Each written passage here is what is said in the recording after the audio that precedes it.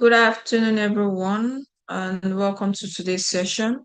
Can we all confirm that you can hear me in the chat box, please? Please kindly confirm that you can hear me in the chat box to those that have joined the session.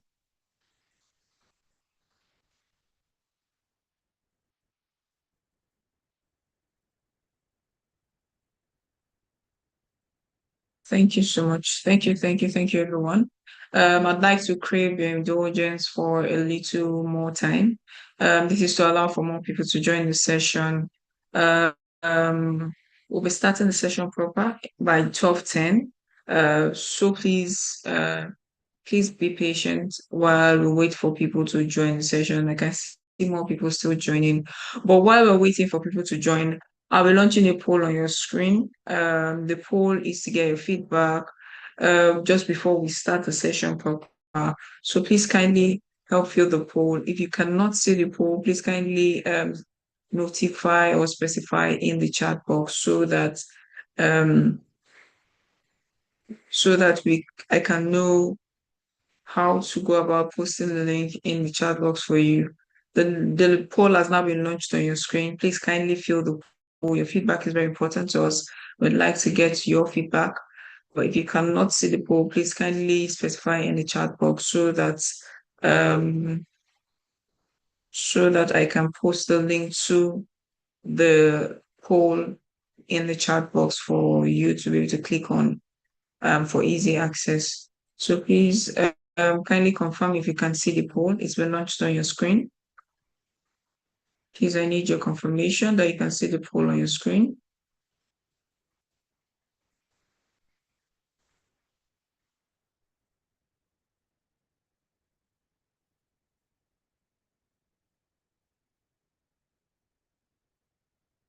Please, can we all see the poll on your screen? To those just joining us, welcome. To those joining us on our other social media platforms, welcome. Today promises to be another very insightful session. But we'll be starting off proper by 12:10. This is to allow for more people to join it because I can see that more people are still joining this session. Thank you for confirmation. Oluwayemi, that you can see the poll on your screen. Please kindly fill the poll. Your feedback is very important to us. I can see more people are still joining, so welcome. Welcome, everyone. Please fill the poll has been launched on your screen. Your feedback is very important to us. We'll be starting the session proper by 12:10. Um, so please, while we wait, you can please take time out to fill the poll. It won't take too long. It won't take a lot of time. So please click on as soon as the poll pops up on your screen, please kindly fill the poll and submit. We'll start the session by 12:10. Thank you, everyone.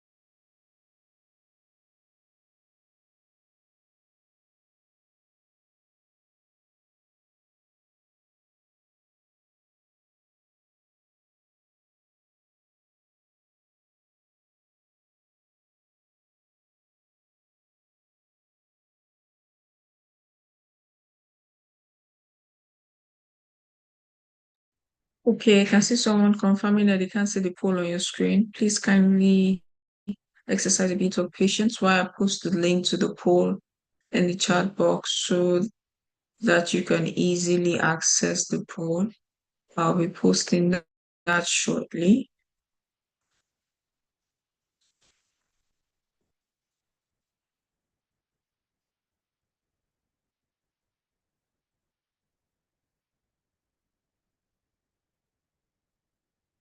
To those that are just joining us, welcome.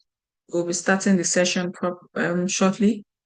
We're waiting for others to join the session, which is why we're yet to start, but we're starting shortly.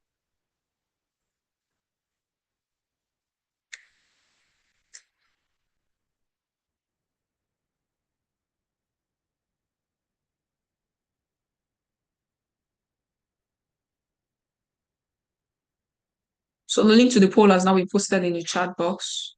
For those who can't see the poll, the link to the poll has been posted in the chat box. You can please click on the link to fill the poll. It won't take a whole lot of your time. Take at least a minute for you to fill. So please click on the link that's been posted in the chat box. If you cannot see the poll displayed on your screen, you can click on the link and that takes you directly to the poll so you can fill the poll and submit. Thank you so much to all those that filled the poll so far. We'll be starting the session shortly. We'll be starting in 3 minutes, in exactly 3 minutes. So please exercise a bit of patience. Thank you so much, Danola, for your confirmation that you filled the poll. Thank you so much to everyone that's filled the poll also so far. Please click on the link to fill the poll so we can get your feedback. Thank you so much. I can see that more people are filling the poll. Thank you. Thank you. Thank you so much. Thank you, Madam Oluwafunmilayo. Ewa Jesu. Thank you so much. So you can so please kindly click on the link. It won't take a whole lot of your time while we wait to start the session by 12:10. To those that are just joining us, welcome. Welcome to today's session. Now, today's session promises to be a very insightful one. I know a lot of us as business owners, we are into a whole lot of probably there are some of us that are into food processing, are into a whole lot of production, manufacturing, and you're wondering, oh, how can I scale from just having um, few customers to expanding into supermarkets? How do I get my products into supermarkets? This is what you'll be learning about today. So we brought in an expert, one of our partners from Molex, and they'll be taking us through today's session. But we'll be starting session proper by 12:10. So please be patient with us while we wait for others to join. But while we're waiting for those that are just joining, a poll has been launched on your screen. Please kindly fill the poll. To those who cannot find the poll, the link to the poll has been posted in the chat box. To those joining, I will be reposting the link so that you can click on it to fill the poll. To those just joining us, welcome. I have reposted the link to those that are just joining us. So you can please click on the link so that you can have access to the poll and you can fill it with ease. Welcome everyone to today's session, and it promises to be a very, very exciting one. So please, while we wait, please, it won't take a whole lot of your time. So please click on the link and fill the poll. Thank you. We're starting in a minute.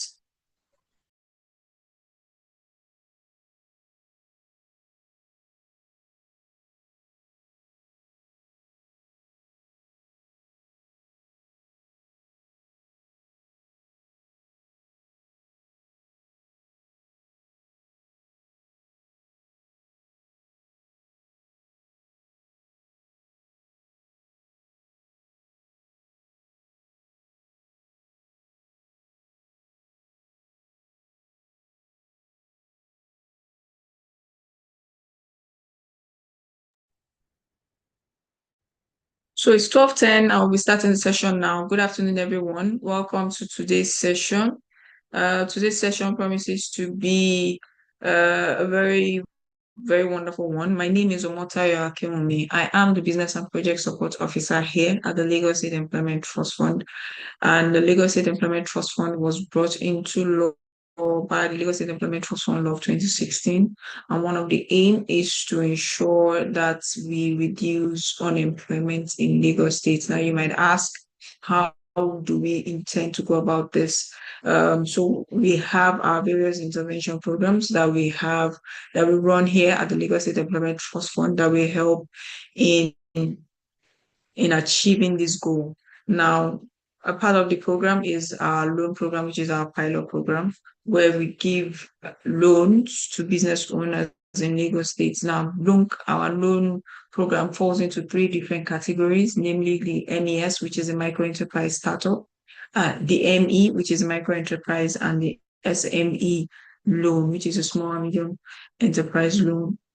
Now, under the MES, if you want to acquire a loan under this particular category, you'll be having access to between 50,000 to 250,000.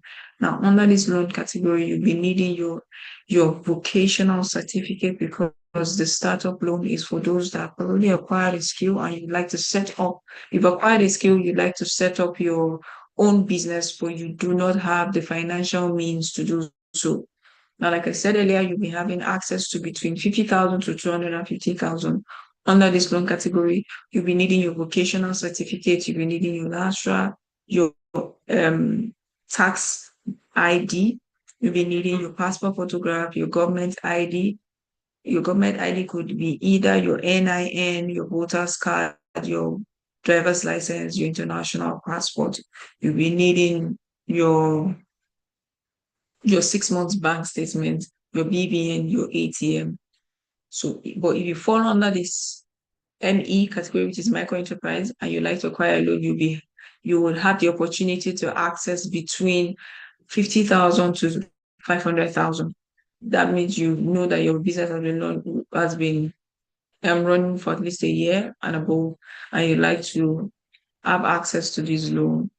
You can get a loan from between 50,000 to 500,000, like I stated earlier, and you'll be needing all of the certificates that I mentioned earlier, aside from the vocational certificate. Now, note that this vocational certificate that you'll be needing under the micro enterprise startup loan has to be from a reputable and recognized government vocational training center. Then we move to our SME loan. Under this loan category, you can access between 501,000 to 5 million naira. Now, you might ask, what documents will you be needing for this loan? All the documents that I listed earlier, including your CAC. Now, the CAC shows that your business is actually registered. Now, you might ask, what is the interest rate?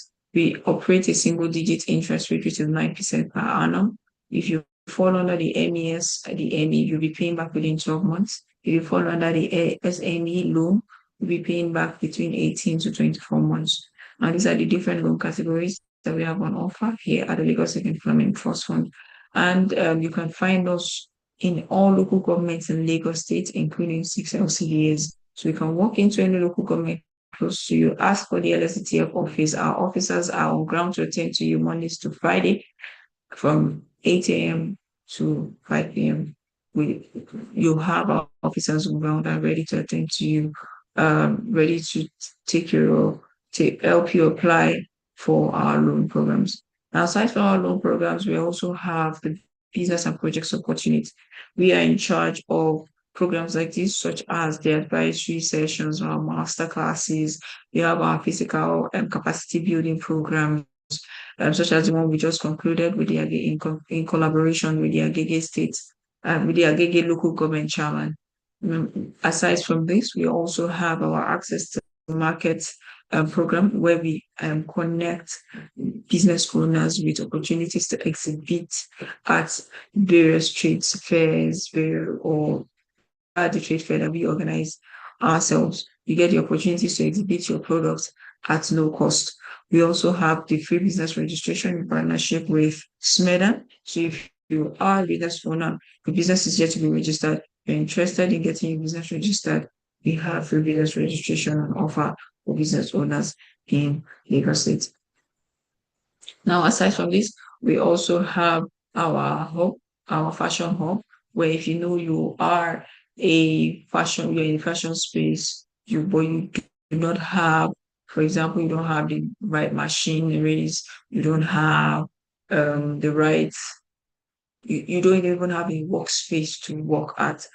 You can walk into our fashion hub with your materials, and at little cost you get the opportunity to be able to know, so you have all the machines, every single machine that you think a tailor might need is available at our fashion home. Now, aside from this program, we also have our Lagos Innovate program that for those that are in the tech space, you're in the tech space, you have budding tech ideas you like to bring to life. Uh, you're also in need of a workspace, you're a tech lady, tech guy, you need a workspace where you can work at least for a bit. You have opportunities to apply for our workspace voucher. So aside from this, we also have our employability units, and what they do is they're in charge of training. So if you're within the age of 18 to 35, you like to acquire skill, in construction, acquire skill in beauty, in barbering, in fashion, in HVAC, in AC repair and the likes, in digital training and the likes. Uh, the employability units are in charge of these training programs. So like I would always say, you can follow us on all social media platforms. We are at Lagos State Employment Trust Fund on all social media platforms, and our officers, and you can turn on your post notifications. Currently, we've had our grants also. Our grants portal has been opened yesterday. So if you know you have you have issues, probably you have operational grant issues, you're unable to pay your staff, you're unable to pay your rent. We have our grant portal has been opened, so you can please go to our social media platforms. You'll find the link to apply right there. Click on the link and apply for the grants. If you know you'll be having difficulty applying for the grant, you can walk into any local government close to you with your documents, and our officers will be on ground to attend to you. Now, note um, all our programs are for Lagos residents, and not you don't have to be a Lagos indigene to benefit from any of these programs. As long as you stay and you live in Lagos, you have an opportunity to benefit from any of this program. That's why for all our documentation, you ensure that you have your LASRA. Your LASRA is proof that you are a Lagos resident. Now, to move into our session for today, we have with us Mr. Richmond Ogigai.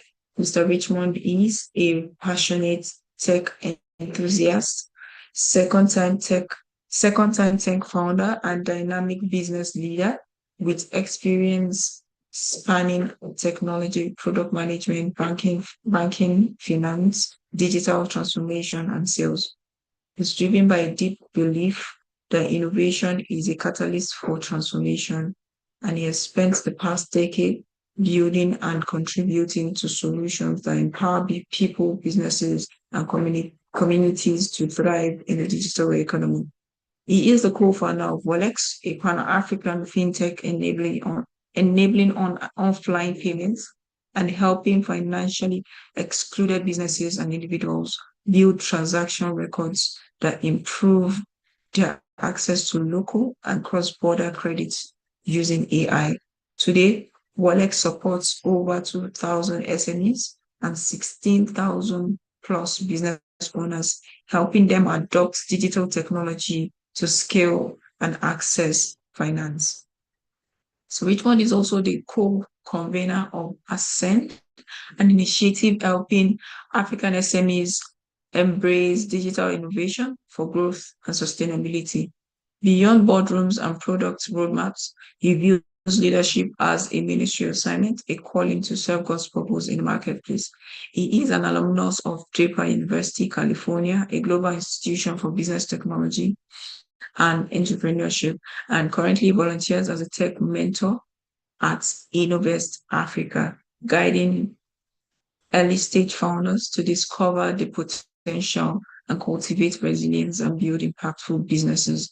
His personal mission statement sums up his leadership philosophy, which is leadership is a calling to serve others with integrity, vision, and compassion. So please can we welcome Mr. Richmond as takes us through today's session. Mr. Richmond, please you can take over. Thank you. All right, thank you very much. Thank you, Omotayo. Thank you so much, Olufumilayo. Thank you.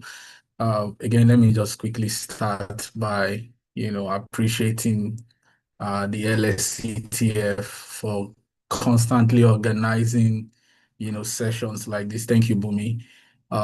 Again, it's really value, when you look at uh, activities like this. I want to encourage every business person on this call. I mean, you could have taken your time, to do other important things, but you've dedicated, maybe the next 45 minutes to engage some level of insight and knowledge. LSCTF, thanks for always putting this business support program.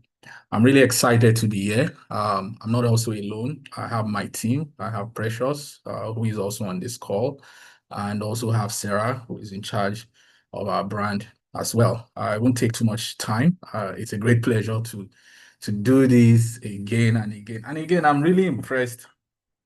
I'm really impressed about the turnout. In fact, when I was looking at it, I was like, oh, is it because it has to do with supermarket and all that? But thank you so much. I want to welcome everyone formally to this webinar, and I believe that we will have a very insightful session. I want to encourage you to take notes. There will be questions that you could have at the back of your mind. We will take a lot of those questions at the end of the session, and I think, we can just quickly dive in. Permit me to share my screen, and then we can start talking around the presentation that I have today. So today I will be speaking around, please let me know if you can see my screen so that, can I get an indication? All right, great stuff. Okay, so I would Mr. start. Richmond, we can see your screen, but can it be put on slideshow so it's a bit Oh, yeah, larger? sure. Sure. I'm about to do that. Yeah, Just just give me a moment to do that. Is that okay now? Yes, it is. All right. So thank you very much. My name is Richmond. I currently manage a fintech company, also an entrepreneur like every one of us on this call. And I believe we're going to have an exciting meeting. Today, I'll be speaking about how to get your products into the supermarket, into any retail store. And I would just say it's not completely exhaustive. So it's just, I mean, for 5 minutes is not enough, especially if you run business, the market always comes with different dynamics, especially when you're in a country like Nigeria where the economics continue to change. So we will just be talking about how we can get our product into the supermarket, into retail stores, regardless of what you sell. And please also, can you also help me in the chat room? Can you drop? I would like everyone to just write what they do. What do you sell? So that we can also make this session a lot more interactive. So if you can just take some bit of 10 seconds, just type, oh, I sell. It's also a networking session. I mean, we have over 30 plus people in this room. We can just get to network briefly by just introducing our business and all of that. I probably will pick one or two businesses in the course of this session to just speak through it. So I've been tasked with the responsibility to help ourselves to understand, what are the intricacies, of getting our businesses in supermarkets, specifically retail stores, and we'll be covering, 5 major areas that I think is pertinent to, how can we get our product, regardless, like I said, regardless of what we're selling. We'll be talking about why supermarkets reject our products. Why do you think that your products can be rejected? Understanding what the owners of those stores really want. We'll be speaking through what is your readiness checklist? What do you need to put together, or what kind of information do you need to put in place for you to say, look, I am ready, to approach a retailer or a superstore and begin to introduce your product. We'd also deeply dive on how to get in the door. Maybe there are some of us on this call that maybe you already have your product in some stores, but how, for those who are still trying to gain entrance, into speaking to owners of these stores and getting your product, on the shelf. We'll talk briefly on that. Number 4, we'll speak around negotiating the right terms for your product in a supermarket, things like type of profit margins, the payment terms, what are your product traps? There are certain things that we probably need to know when it comes to making a promise to a supermarket owner that, look, I want to bring my products to your store. I can do this, I can do that, how to manage expectations and all that. And most importantly, once you go through all of these, areas, how do you stay on the shelf? How do you survive amidst competition?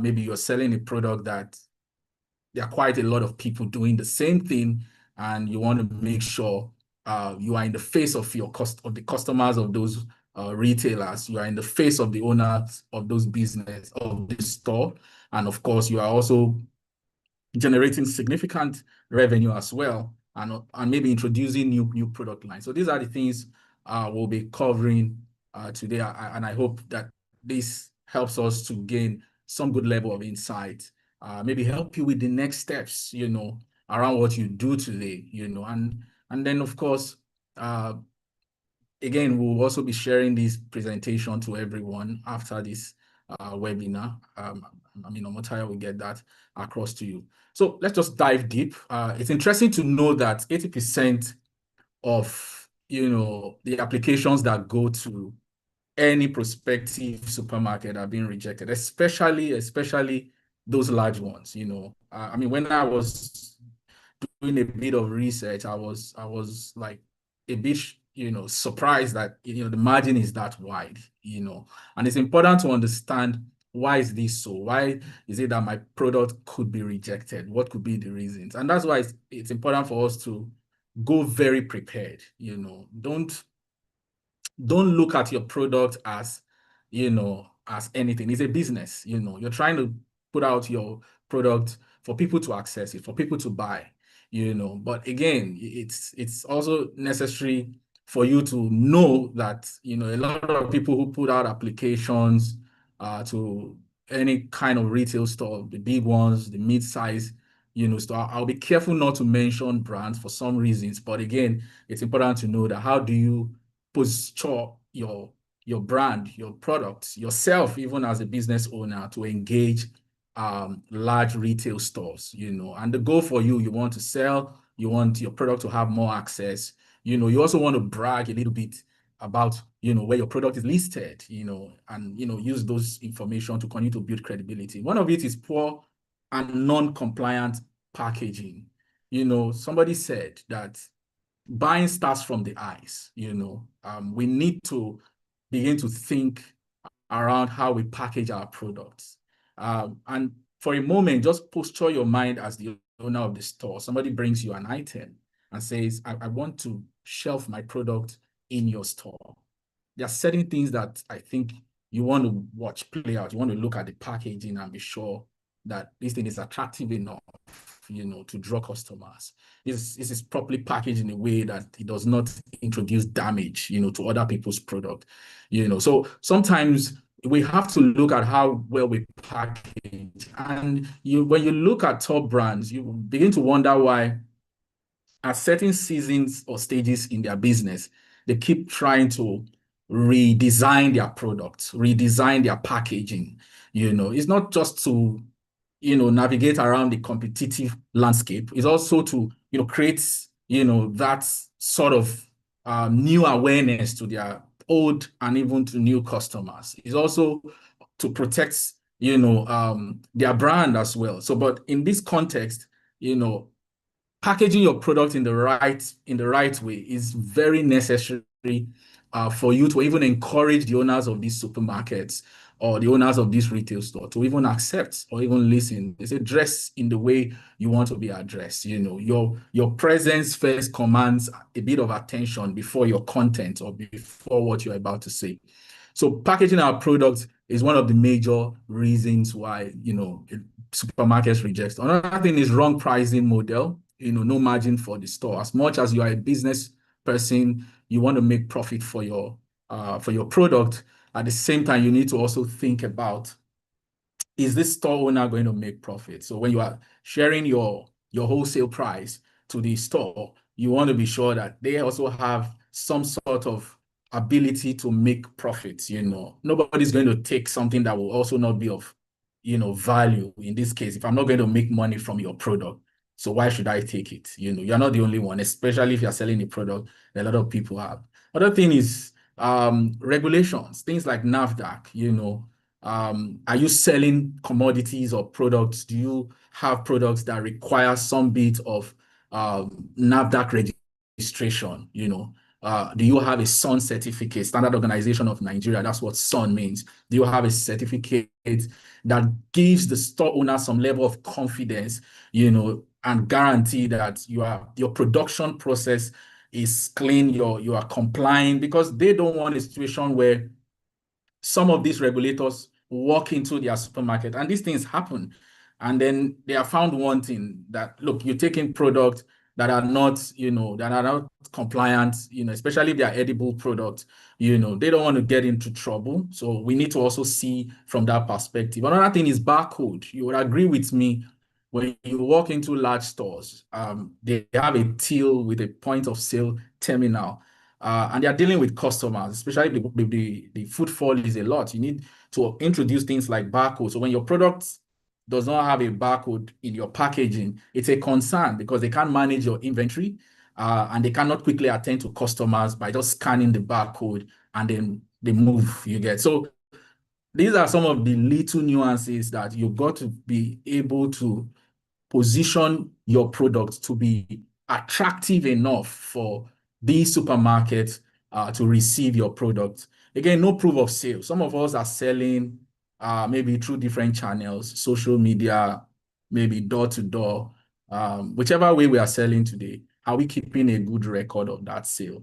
Because when I'm working to meet a store owner or a category manager in a store, I must be able to prove that this product is in demand, that people are buying it. In fact, I'm selling it through this channel, social media, through family and friends, through a store that I have somewhere. I just want to scale this thing across, different supermarkets. So you must be able to show some sort of proof of sale that people are buying it. You have a record that validates. It could be as simple as your bank statement. It could just be as simple as even your sales book, or it could even be, if you sell your product on social media, it could be things like, customer feedback, likes, and all that kind of data, and that's part of digitalizing your business too, as well, no matter at what scale you are running today.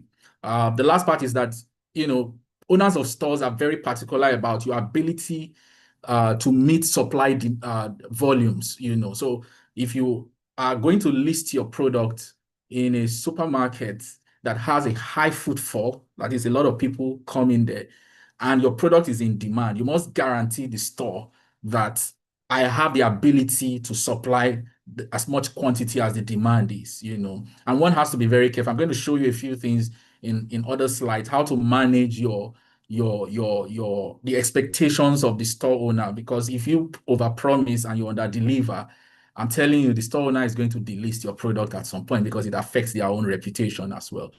So I think right now you might just begin to think about, what particular area am I failing in this to improve my chances of getting my product in the market. I mean, 80% is a huge margin. So it's probably a time to reflect right now and ask ask yourself, what's my packaging like? Is it attractive enough that when people spot it on the shelf, they will want to? Because these are the conversations that the owners of the store will have to begin to think silently before saying, you know what, you can now apply. I think I like what I'm seeing. I think the margins are okay. It's profitable for me. It's profitable for you. I think I won't run into problems with any compliance agency coming into my store or my shop because you have a NAFDAC number or you have some certificate or even have things like barcode. I think this guy has demonstrated that there's a huge demand for this product. So which means I can make more money. This thing is not going to stay long on the shelf. Oh, I see this person has the capacity to meet the demand, and I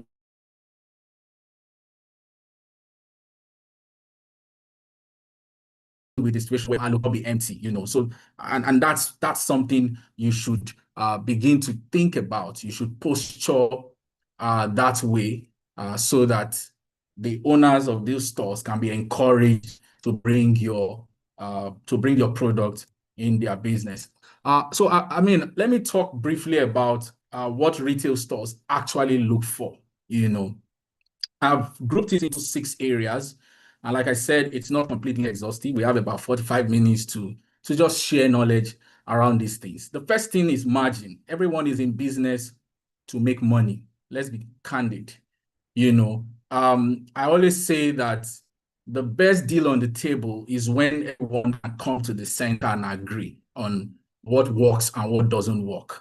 And then when you bring it to numbers, you are bringing an item to me. You're telling me this product is for this price. I need to ask myself, I'm helping you extend the reach, of your product to my own customer. There must be something in it, as well. So how are you thinking around your margins? These are things that store owners, supermarkets, retail stores, large department stores look at, and even maybe mid-size, stores that have a good, retail chain. Can I as a store owner, can I make up to a certain percentage? Most of them have their policy. I mean, this is just for context, 25 to 40%. This is not sacrosanct. And it also depends on your negotiation skills. Is this price workable for me? And is it also workable for you? Especially the owners of those stores like your product. The second thing is velocity. Velocity is the speed at which your products can be bought. Does it get out of my shelf very fast? Is it fast enough for people to buy? And the truth about it, a slow-moving stock is a headache to the owner of the business. If you have a product that is on my shelf and is not moving fast, at some point I have to either reposition your product maybe at one corner of the shop, and that's already a sign that your product is already on its way out of the door. You get. So is it fast enough? And that's why it's important to show evidence that, oh, people buy my product. I have a sales record that validates that. So will your product sell fast enough? It's one of the things these store owners, how fast? What's the speed of purchase? Do people get to clear your product as fast? Shelf-ready packaging is another area, that a lot of business owners in terms of store owners look out for. Is your product that kind of product that stands out, and when I was talking about branding your product, packaging your product, I said people buy from the eyes first. You might see something that is really attractive and probably think that we've experienced those kind of things before, where you see an item, oh, it's well packaged, it's really nice, you love it. By the time of course, you're attracted to buy it, right? By the time they access the content, you probably may not like it, but I'm not saying that we should be that kind of business, but it's important that as much as your product is beautifully packaged, it also has to reflect the content. So your product must stand out. It's also an attraction to the owners of the store. And I always encourage, try as much as possible, get feedback from your customers. Think about innovating around your package. Look at what your competitors, how they are packaging their product. Think about the one that moves, the competitor that sells very fast. What is different around how they pack their product? Because the owner of the store also want to have a certain kind of ambience in their store. So packaging is really very important. Compliance, like I mentioned, try as much as possible to reflect things like expiry dates. Some of us have products that have no expiry date. Yeah, we may be worried that, oh, if this thing is expired, nobody's going to buy it. But there's also credibility in really putting what things should really be. So if you have a product that you have packaged, and by standardization, you must put an expiry date. Standardization meaning that maybe NAFDAC mandates, or the Standard Organization of Nigeria mandates that, certain specific product or item must contain manufacturing date and expiry date. And these are the questions that you will be asked maybe by a category manager who is probably interested in getting your product on their shelf. And if you don't have that, you probably shoot yourself on the foot. So we must look at compliance as a very important aspect, in terms of preparing to engage any store. Reliability is another thing. Can you supply consistently? Can you ensure that you will always have the product available to the supermarket, especially if you have an on-demand product? Like I mentioned, that every store owner do not want to lose their customers. It could be just one customer that is coming to this supermarket because of your product. And maybe the owners of the stores have realized that, oh, the reason why we even have a lot of footfall is because of this vendor's product. And then, of course, if you have made a promise to say, I will deliver this product anytime you're out of stock within this time frame, maybe 3 days post when you're out of stock, or when the stock has gotten to as low as a certain threshold, just inform us, and in 24 hours. So those are things that, the store owners want to see, that you are reliable. The last thing is differentiation. When differentiation is very obvious, what makes your product really different from other competitors? Why would a customer pick your own product over others? It could be pricing, it could be packaging, it could be things like promotions that you're doing. You must be able to defend your product to the owners of the store, that, look, I have huge demand for my product. These are the things customers are saying about my product. These are the things that make my product a little different from all other vendors or all other competitors that are in the same line of business that I am. So, it's important to think from the store owner's perspective, and that's what this slide is putting us. The concept here is, for you to be able to win the challenge of getting your product into a retail store or a supermarket, you have to posture yourself as the owner of the store. What kind of questions would you be asking any vendor who wants to list in your store? And it's a very good way to be able to overcome those challenges.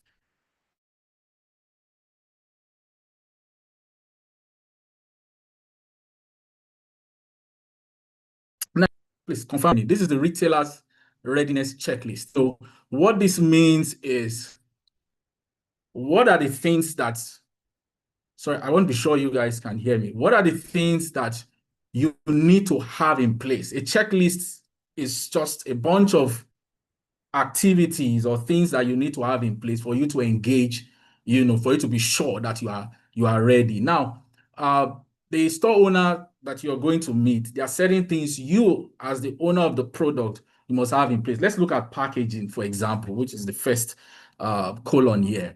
When you talk about packaging, is your packaging good enough? Yes. Is it attractive enough? Yes. But let's go a little deeper in the packaging. Some of the details that is required. Do you have your brand name on it? Do you have your logo in your packaging? Do you have the details of the ingredients or the mixture of what the product contains? I'm sure we've seen certain types of products where some people are very deep on reading the ingredients, or what is the concentrates on this particular product. Do you have those details there? Don't think about it as, I'm releasing too many information. No. But if that's the requirement for you to get your product in a retail store that has huge customer spread, which I believe that's your first goal, to be able to introduce your product and sell to a larger audience, then look at these requirements and make sure you meet it around your packaging. Yeah, I spoke about the expiry date in your packaging. Do you have your expiry date well printed out? Not strategically printed out where, there's a way. I've seen some products where they manage how they write expiry and manufacturing date and batch number. You should not be afraid to do that. And you should be very transparent enough to declare it. Now, on the red side, even in our packaging, do we declare the weight? Do we put the right unit of measurement? You can't be selling a liquid material or a liquid-based product, and then you are using a unit of measurement that it does not align. It's like selling a bottle of cream, let me say beauty product, right? And you're not declaring the right measurement. Maybe you are declaring it in centimeters. I'm just giving an example, So do you have all those information on your packaging? And this is really important because a lot of large stores already have their own checklist. So this is your own checklist to prepare, ahead of going to talk to any of these supermarkets. Storage instructions, if you're selling consumable products that need to be properly stored, what is the instruction that you are putting out on your package for every customer to take note of, for you to preserve this product, for you to protect this product, or for you to use this product. These are the informations that you need, to be able to maximize the value. Legal and compliance is another thing. Do you have NAFDAC registration in some cases? I've spoken about SUN certification. These are things that a lot of small businesses fail to try to engage at some point. Don't say because, people are buying it and all of that. You want to grow your business. You want to expand. You want to reach out to strangers. You don't want to sell to people because they are buying it. They are buying it because they like you. You want to really go out in the market. You must be properly to deal with the standardizations in the market. I talked about barcode. A lot of us are missing in those areas. We're not we're not thinking through that part. You package a product, you just put a serial number maybe, but you forget that this store owner needs to inventory your product, needs to keep a record of what you have brought in so that there will be no issues. And then in terms of attending to customers, they quickly need to scan with the technology they have and then record that sale. So that's why they didn't take my product just because of barcode. But do you know why that barcode is important to that store? CAC registration, are you at that stage of your business? And I know that the LSCTF, can help some of us with that. If you are a business, you really want to do real business, you got to have your business incorporated, registered, Pricing and financials. Are you open to have a flexible profit margin and negotiation? Your cost sheet, profit and loss summary, which goes back to the sale. Most of us don't have it. We just have an idea that we're not losing money, but are you in record how your business is making profit and loss? I'll give you an example. You could be selling in your shop today or online, right? You figured out that process very well. Probably you have an idea of how to make. Now you're going to now introduce your product physically to a store that you maybe don't have so much control about. There's a cost associated to that, to that new channel that you're trying to promote your product. Things like transportation, things like, maybe there are requirements that the store will ask you to provide, which you have to spend money to do. All of that goes into your cost. So you need to have, the cost register and all of that. Suggested retail price, I will speak to that. Invoice ready, so you have your product in the store. The owners of the store says, whenever we want to pay you, maybe every 30 days or 60 days or 14 days, you got to send us an invoice. Do you have that ready? A lot of us probably should have that. You understand your minimum order. That's under the supply readiness. What's your minimum order that you can send to a particular location per time? Documentation is also important. You have a proper document for your product.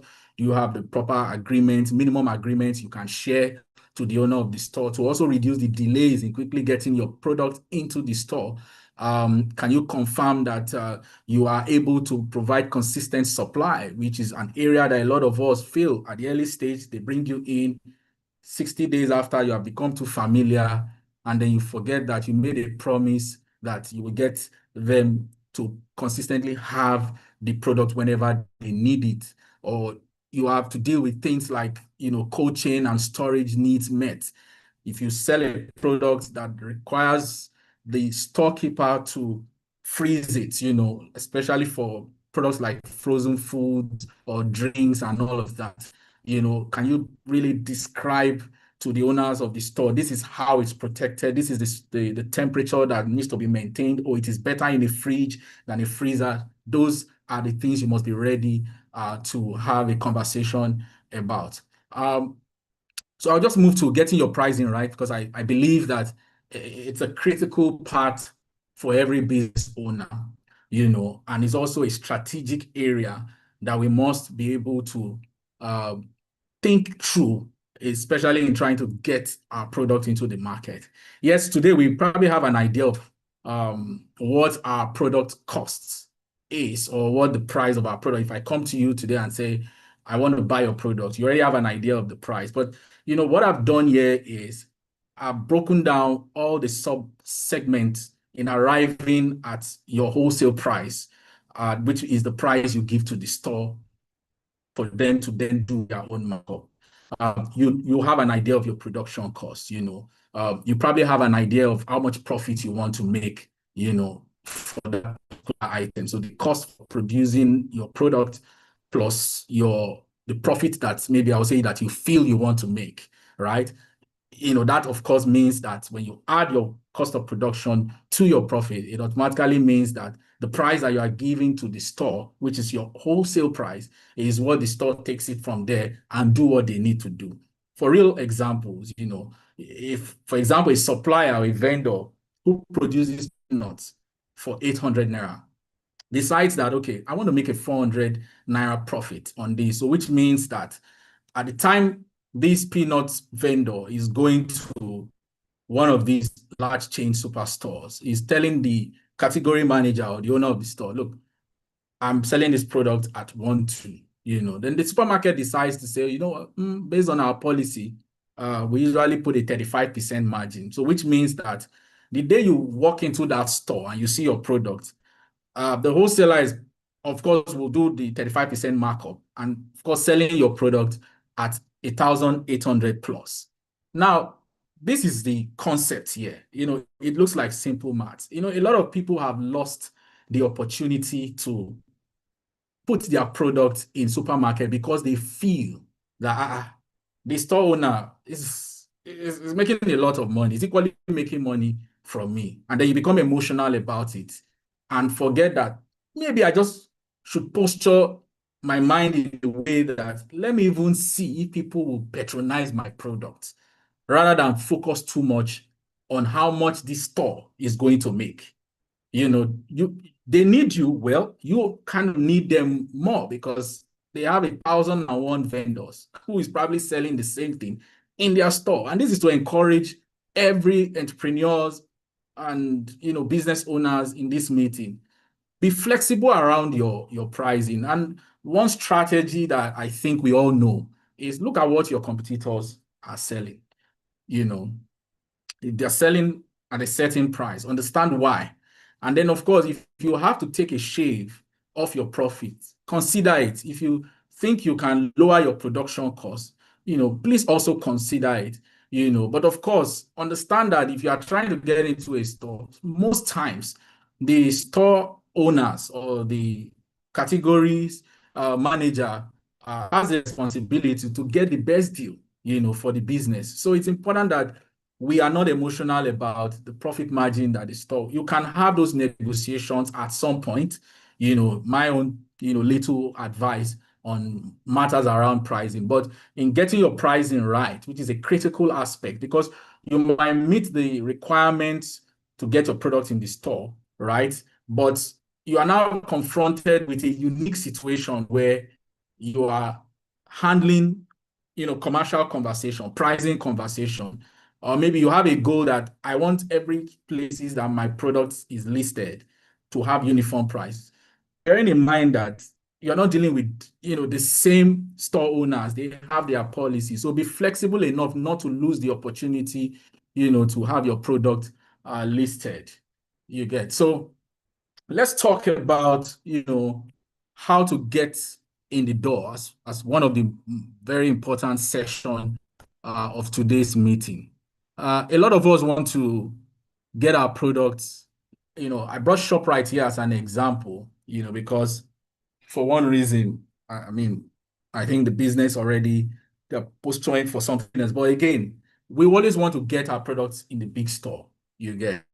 But I always say start small, don't just go ahead and pitch your business. Start from the corner shops or supermarkets around, someone who has maybe one or two branches of their stores or of their locations.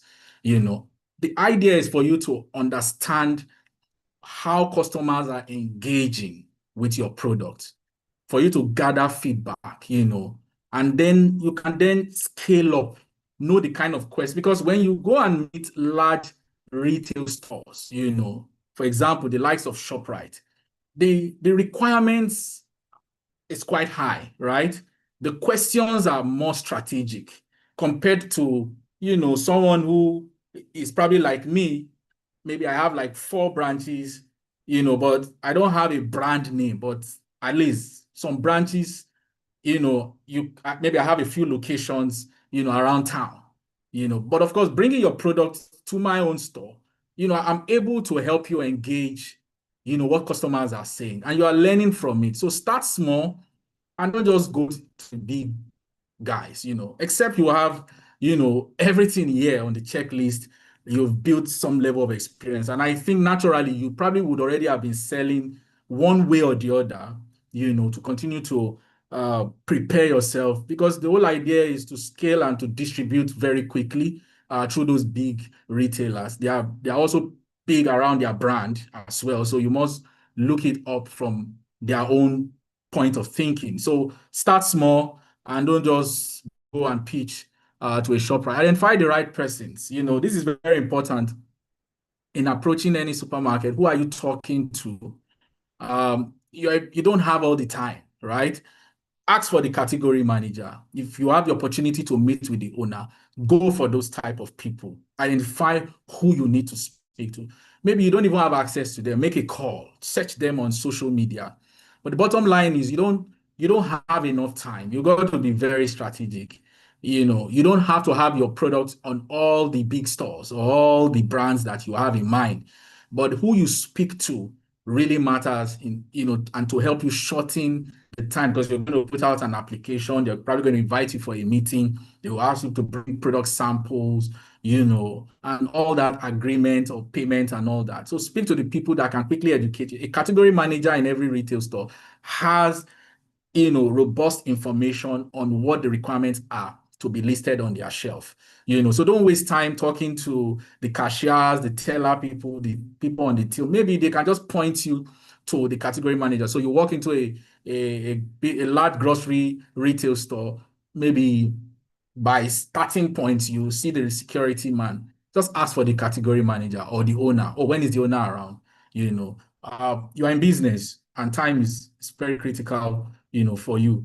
The other thing is prepare a supply pitch deck. I'm going to show you. Pitch deck is just something that you want to carry along. The one it's document that helps you explain your product, shows how ready you are, contains things like your sales record, customer feedback, telling a story around what you sell, and maybe your contact details, and it's something you can also leave behind and say, okay, my name is, Richmond. I am the owner of so beauty brand, and these are our product category. This is what the picture of our product looks like, because they'll be very, very cautious about your packaging. This is how far we sell. This is a record that shows how our product is in demand. This is what our customers, just something like a one pager, simple, and straightforward, you can drop it with them and then put your contact just in case they have to reach you. The other part is request a buyer's meeting. Selling don't happen once. Technically, you are trying to sell your product and your brand, right? So see it as a business owner. You want to get this product in the shelf of this large store. So you must be prepared, to go over and beyond. Some may tell you, give me a sample of this product, for us to even confirm. Don't begin to say, you have to pay for this one, even if no, it's part of your marketing costs, right? Owners of stores are very busy. Make it easy for them to say yes, be all out trying to look like you are serious about getting your product in the market. Occasionally ask that, oh, we can come and just show you what our product is, whatever it is. If it's something that requires a demo of your product, maybe you are selling an electronic device or selling anything that requires a bit of their time to just show them, how it works, then by all means, please ask for it. Ask for it. Ask for it. All right. Now, with respect to building your supplier pitch pack, which is something I mentioned, that's your one pager. It should at least contain a minimum of these 6 information. One is, what's the name of your product? Describe it very quickly. Like I've asked us, when we started this meeting, to just tell us about what you do. What do you sell? And this is also a practice of meeting any store owner who probably doesn't have as much time, to really hear you, but you must be able to articulate what you sell in a few sentences. Make it very clear. Know the category where your product should sit. If you're selling cream, it's the beauty category. If you're selling food stuff, it's under dry food. In fact, some category stores now, you see things like, especially for food stuff, you see things like maybe something like that is called village markets, that kind of thing. So you've got to be very clear. So which means go and do your research. Show that you have a good pricing table, how much your products will be going for as a wholesale price to them, the minimum order quantity, that's the MOQ, that you can fulfill within the window, what's the selling retail price margin, that the margin you are open to, the 25 to 40% and all that kind of stuff. Show that to the store. Let there be evidence of your sale. How many units of your products do you sell, in a week, in a month? It's part of pitching your products to encourage them to take them. If you have certifications, put a copy of it, to support this pitch pack.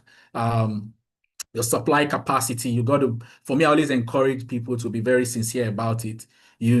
As much as your product is in demand, don't feel too excited.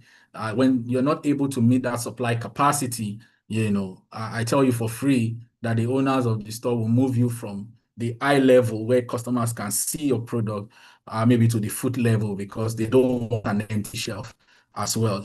Tell a good story why you do what you do today. I always encourage, have a testimonial from one of your customers, written or something, and just show them, this is an evidence of something I like to do. It might sound funny, but you are selling, so you want to get your product in the store, so you must work out the requirements. So negotiation terms is a very important part in all of these things. We run a business, we want to make profit. And this is a very important area, because if we get it wrong, as much as you want to get your product in the store, if you get some of these negotiation terms wrong, it can impact on your business. So things to watch out for versus, what to push for. And it also depends on what stage you are in your business, right? If you are at the very early stage of your business, there are certain commercial negotiations that you must try to push for, so that you don't run out of the inability, because it's not only one store that you probably want to get your product. You probably want to still get it across different large stores, and make sure you maintain your consistency across board. Now, what to watch out for when it comes to payments, guarantees. You might have conversations with whoever that is in charge of those store, and they are not giving you a payment guarantee date. A lot of us like to have verbal conversations, but it's business. You got to be strategically firm to say, okay, oh yeah, I'm bringing my product, everything is okay, but please, is there a usual payment date? You see, those things are also helpful for you to plan.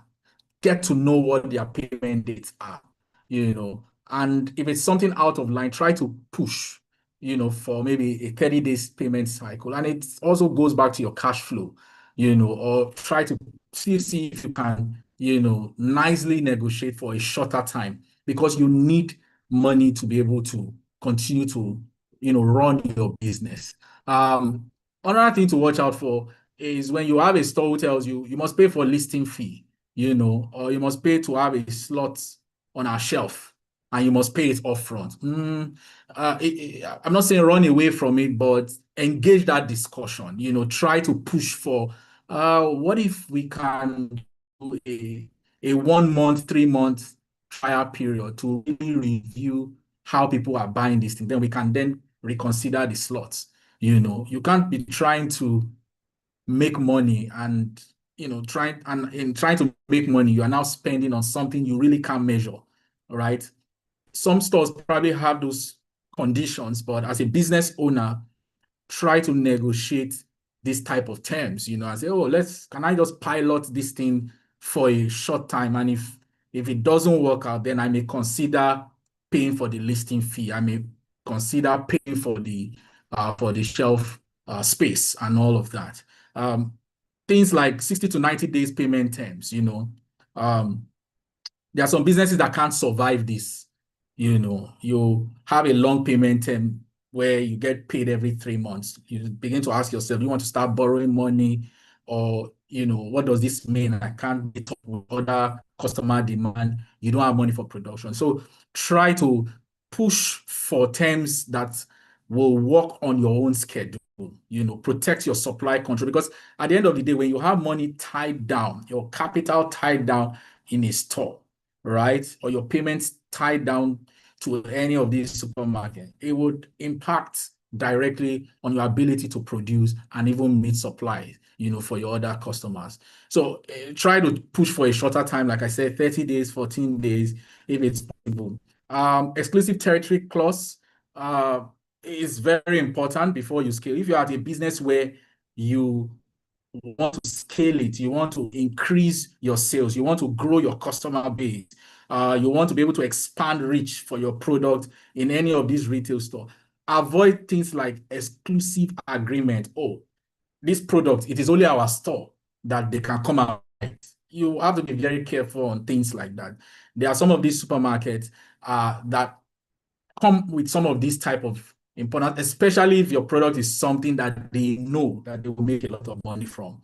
So as a business owner, don't box yourself into those exclusivities, those territories that tie you down to a particular store. Rather, try to make sure you're flexible enough. And then, of course, in trying to be flexible, you should try to push for, some level of getting your product at a place or at a position where customers can easily spot it and see it, because you are not displaying, it's not an item for decoration, it's an item to be sold, right? And we see some of these engagements in some of the markets that I go to, where you see some of the merchandisers, that's the owners of those products, who are kind of building relationship with some of the people in the store for some of those categories. So you must try to push for locations that would help your product to move a lot faster. Lastly, don't leave discussion with verbal agreements. Always get it written. A lot of us like to say, oh, I've heard, for sure, carry your product, drop it. No agreement, nothing. And then when the problem starts, oh, madam, oh, God, this thing, we told you that we usually pay 60 days. I told you now, but there's nothing. Avoid. You're running a business, you have to be, be very firm about getting things done. And then things like termination notice, when a store says, well, at any point we realize that this your product is not moving in our shelf, please give me a notice. So you should ask for those notice periods, 30 days notice, so they don't just take your stuff and throw it. So you are prepared ahead of time that, well, the feedback I've been receiving over time. And of course, without being told, if they are paying you, you will know if the product is moving. So, but they shouldn't just treat the product, in a way that, well, if it's not moving, just please keep it in the carton when he or she comes. No, have those things spelled out in the agreement. So for this last session, and this is it for also people who have their product already in shelf of different supermarkets or retail outlets.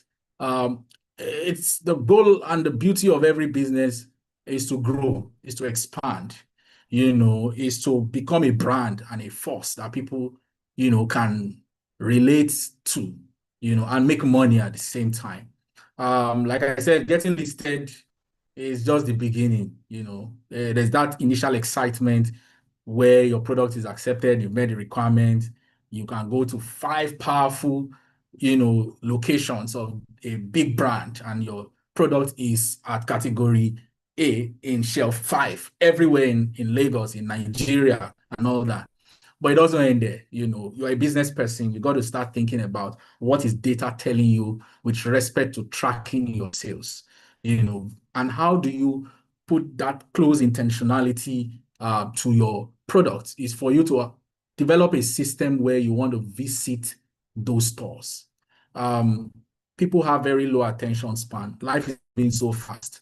The fact that you get your payment check for your products coming at the cycles that you've agreed with those stores does not mean that you shouldn't still try to pay attention to things like, what is the speed of my product being sold? When I was talking about velocity, how often can I set up some sort of bi-weekly, monthly meetings so that I can engage with the owners of the store, so that even if there's a plan to delist me, whether by competitors or by some customer complaints and all that, you can track that very quickly. So, and these are all part of sales data that you must closely have. I'm going to probably talk a bit about why the sales data is also important beyond even having it in store. It's also an asset, for you to engage some of the LSCTF loans. These are probably part of the requirements to show that if I give you 2 million naira, can you prove to me that you have, sales that is robust enough to be able to pay off, these loans. So those data is really important. The second thing is maintain quality consistently. And I think a lot of bad practice, for a lot of businesses or a lot of vendors, when they want to get something, they bring the best and show it to you. So think about me as a category manager. You know the standard of our store. And then I now say, bring a sample of your product. You bring it, it's looking sharp and looking very quality. And then you get into the store. At the end of a certain period, you now realize that there's no consistency in the quality of what you gave to me. And that's why sometimes you have people complain, what I ordered, versus what I got, and I want to advise everyone, if you want to build a quality brand, you must put the customer first, and you must be consistent and be very, intentional about quality. Because to be candid, at some point, it's just a matter of time. Your product will be out of that place, because no store owner will want any customer to continue to complain about their brand. It could just be your product causing the problem. But when the word is outside, they will say, so store, don't go there, they have fake products. So your matter now is not affecting other more serious vendors and, trickling down to the brand. So please maintain quality consistent. And that's why in your packaging, it's important for you to write some of those concentrations. What's the ingredients, especially if they are consumable products or things that requires you to do that, so that you are also very clear. And to also compete at international levels, we probably may be selling some stuff that are worthy of exports, right? When you're trying to export your product, to an international market, there are requirements that you must follow. Imagine they tell you that you must list out the damage of each concentrate. You just, maybe in Nigeria, they may just say list all the concentrates. What are the formulations around your product? Now, you want to export outside. I'm dwelling on quality because it's very important. Now, you want to export outside. They are now telling you this concentrate or this ingredient, list the net weights, and the quantity that has formed this particular cup, So those things you must be ready for. Document your production process. That's what it simply means. If you have gotten your quality right, document it. And that's how you build things like franchising, build things like quality assurance. When you are not there and you give your production line manager and say, follow this template, the outcome is the outcome. Use the car manufacturing sector as an example. They have maintained a quality control process and a production process documentation that they can take that documentation to a country like China, to a country like Bangladesh, and say, produce this item for me, but follow this specification. It's very important. Now, build relationship with the store owner. That's your buyer's relationship. Visit there quarterly, bring updates. If you are running promotion, because you are tracking your sales data, as a business owner, you need to think, oh, I'm seeing that my sales volume is reducing. What do I need to do, to increase my sales? That's where, your relationship with the store to also help them sell, because the more your product sells, the more they make money, the more you make money. Introduce promotions that can help the store owner see how serious you are. Don't act like another supplier, act like you are in partnership with them and say, oh, look, by next month or by next quarter, we will be supporting our product with an added, value pack. I'll give you an example. Maybe you are selling, let me use dry fish, for example, and you probably want to put a seasonal promotion word out there. It's like saying on your packaging, you're now saying, buy this pack of dry fish, a pack of dry fish that has 5, pay for 5 and get 6, pay the price of 5 to get 6. Some of those things also help even the store owners see that, oh, you are putting a close eye at your product and also helping them sell. Run in-store promotion, just like what I've just mentioned. Get customers' feedback. Develop a system from the store. How do I get feedback from my customer? Whenever there's an issue, how do I get to know? Whenever a customer is excited, how do you guys record it? What are they even happy about? What are they not happy about? Is it in the packaging? Is it in the taste? Is it after sales support? Get to know it. It's a feedback is a gift. It's the catalyzer for sales. When a customer complains or a customer gives a recommendation, whichever way, it can catalyze your business positively and negatively. Plan your SKU expansion, your product expansion, and that's part of the growth, staying in a position where you are not just staying with one variant of your product. Maybe you can introduce other, product lines, especially if you have a business where there are other value chain that can come out of it, because you have mastered the environment, you've built partnership, you've maintained quality, you understand customer behavior through your sales data. You can now begin to pilot another line of product. And because you want to grow, you want to make, more money. Let me leave you with this final action for the week, and I want to encourage, everyone to take it very seriously. I'll just start with this quote, the shelf doesn't come to you, right? You go to the shelf prepared. You must price yourself right and be ready to deliver. As a business owner, you are a salesperson, you want to make sure that you convince people to buy, and your buying starts from the owner of the store. The ability to convince a buyer starts from the owner of the store. So you must take the step. The shelf won't come to you. You have to go for the shelf, right? And go prepared, which is why we talked about this, building your supplier pitch deck, understanding what questions you may be asked, how ready are you, so that it all builds into your preparation and reduces the chances of this statistic that says 80% of new supply applications are rejected. So you got to prepare to reduce those incidents and then be ready to deliver. The fact that they are willing to bring you on board does not mean that you have to relax. Remind yourself there's an agreement and there's a promise. So let me leave you with a simple plan. Audit your product against the retailer ready checklist. So the checklists that I shared, this checklist, if you can see my screen, just use this as a simple audit plan. Let me audit my packaging.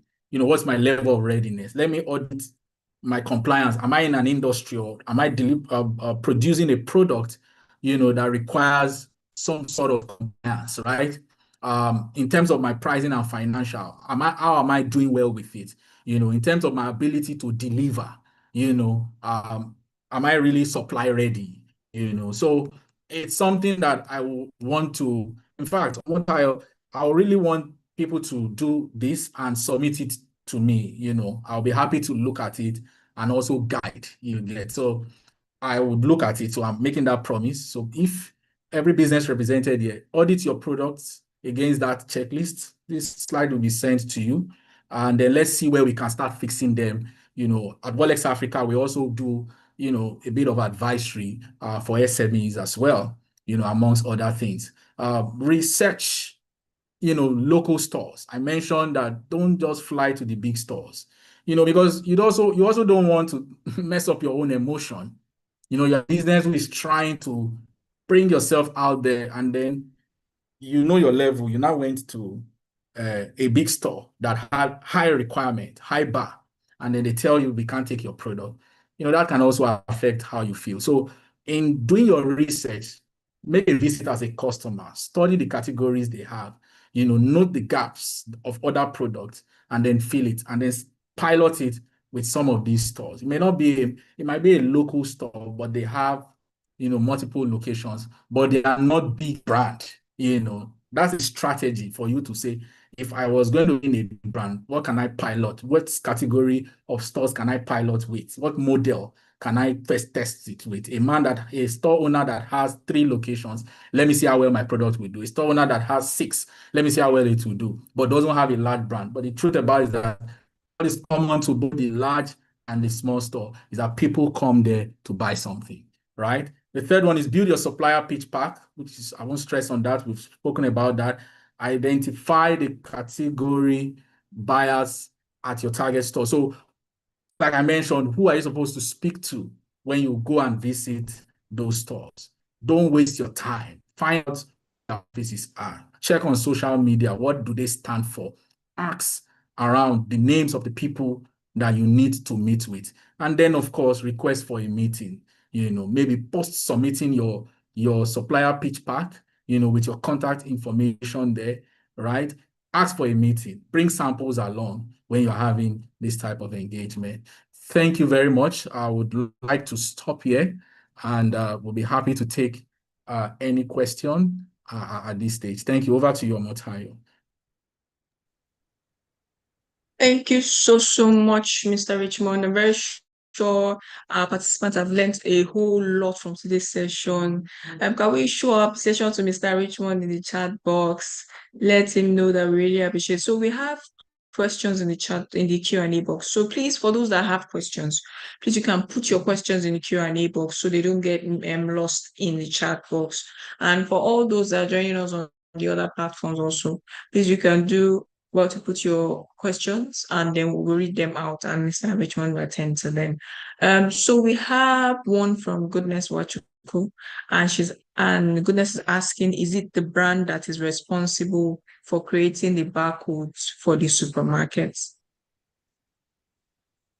All right, thank you very much, Goodness. So it's 2 ways, I've seen stores that are the ones that have a nomenclature of how they'd like to, create a barcode for every merchandise that comes on their product. But you see, I always say go prepared, which means create your barcode. The technology barcode system is smart. It's like saying any QR code you see on the streets, you have a phone that can at least scan those QR codes. So it's 2 ways. If I was going to post as a business that is trying to go into a store, and I know that this is something that they will ask me, then I would rather put a barcode. Worst case, they will say, scratch it off. We have our own pattern. So, but there are situations where, but let's look at something as well. Most of the items that we see everywhere now, especially if they are fast-moving consumer goods, they have some sort of barcode, you know. So what that means is, your package is ready for any situation you get. So it's two-sided, I would personally encourage that just have a barcode structure. It all feeds back into your own personal inventory. Let's be candid. If you have a production type of business, you have products that you stock up, you want to digitize that inventory. How do you get the record of that product faster into your inventory? And that's where the barcode comes in. For me as a category manager, I will see that this person has a good idea of how he keeps and tracks his record. However, if the store says, I have my own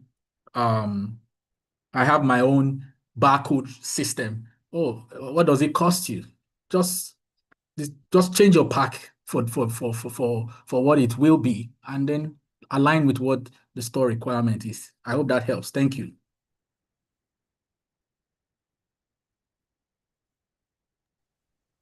So thank you so much, Mr. Richmond, for answering that question.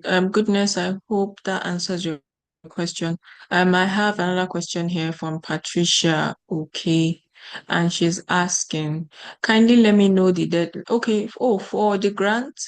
Uh, uh, so for the grant, once you check our social media platform, the deadline has been stated there. For your tax clearance, you need just your tax ID. So as long as you have your tax ID, you can apply for, if you're a nano enterprise, just have your tax ID. Your tax ID. If you're applying for the SME loan, that you'll be needing your CAC certificate. So I hope that answers your question, Patricia. For Goodness has another question, and she's asking, do we need, so just before I read out Goodness's question, I can see someone asking where the Q&A box is. You can check just at the bottom of your screen where you have your microphone, your videos, chats, participants. You see the three dots. You can click on there, and then you will have access to the chat box, the Q&A box rather. I have a question here, and Goodness is asking, do we need to have NAFDAC approval before reaching out to supermarkets and retail stores? And then she goes ahead to say, I used to think I needed to wait until everything was fully ready to avoid rejection, but now I'm wondering if it's okay to start conservations earlier just to understand their requirements, onboarding process, and what they expect from brands like ours. Okay, so thank you very much, Goodness.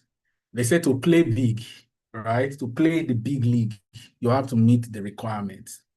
The truth about it is that when you start out, I don't know what you're selling at the moment, but when you start out a business, you probably start at a certain level where you want to test if there is a real demand for your product. Every entrepreneur on this call, before I assume that you have conducted some sort of research before you even go into trying to produce an item. I'm going somewhere with it. At the early stage, you probably will not really worry about compliance, but doesn't mean that you should not be self-aware that at some point, so that you will need that. So if you are selling, I mean, there are a lot of, for trying to be a bit careless on this call, there are a lot of products out there that may not even have NAFDAC number. That's one. Two, what's even the assurance that, somebody may be asking, what's even the assurance that some of the products that even have NAFDAC number, that they are truly legitimate? Maybe because a store says, if you don't have NAFDAC number, I won't bring you in. I mean, we can't answer those questions. But the reality is your reality. The guy who is selling a product today without a NAFDAC number can only cap himself to a level. And that's bringing me back to the first thing I said. If you want to play big, you've got to meet the big requirement. I mean, I was interacting with someone a few weeks back, and this is real practical scenario. She produces soap, liquid soap, both for dishwashing and other multi-purpose soaps. And she's selling. In fact, she knows her selling cycle. First week, last week of every month, that's when her demand is. She has, a good idea of her products. She's making, some good money. But at some point, she came to a point where she said, I want to get this thing into branded retail outlets. And there she is now hit with the requirement that this your product. The fact that is a fast-moving product, right? You need to go and provide NAFDAC registration. Otherwise, we can't have you in. And that's capping her right now. It's capping her from expanding our product and all of that. So at the early stage, you might not have the capacity to engage NAFDAC registration or even a SUN certificate. But as a business owner, just get to know the requirement of even having it. There are sometimes we study some courses or we're in a program, we just write on our CV in progress. So what that means is that if I meet a store and the store tells me, do you have a NAFDAC registration? Oh, I'm working on it, and you can speak to the fact that, that you are truly working on it. It doesn't mean that you have done it, but you are saying, oh, I've reached out to NAFDAC. I'm just expecting the cost of licensing per product in the right category. This is at least you are able to speak something that is believable, because you're not the first person that will say, I'm working on it. But you will stand out from someone who is saying, I'm working on it, and someone that says, I'm working on it, but these are the things I have done around working on it, and this is the time frame. So if you want to play big, you want to do big business, most stores will ask for it. It's a local requirement. But at the early stage, you might not need it, but get to know what is required. And also the stores you are targeting that that will scale your business, you can go and do an inquiry. This is the kind of product that I sell. What are your requirements first? You hear their regular general requirement, then you can be intelligent enough to say, you know what, is there any compliance requirement that you guys will need for me to provide it? Those informations are really critical for you to say, I want to remain the way I'm selling, or I want to scale and play in the competitive landscape where you will meet, more stringent requirements, such as, a NAFDAC. It could even be, sometimes there are products that don't need NAFDAC registration. Just to wrap up, you will probably need a SUN certificate, Standard Organization of Nigeria. I'm not sure that's expensive. I know probably LSA, probably you want to help make the inquiries for them, but you can only have, I have a SUN certification. I mean, we see it on even spare parts. You see SON, all those little things, and those things are not a big deal. And it also helps you separate yourself from your other vendors. I hope that helps. Thank you.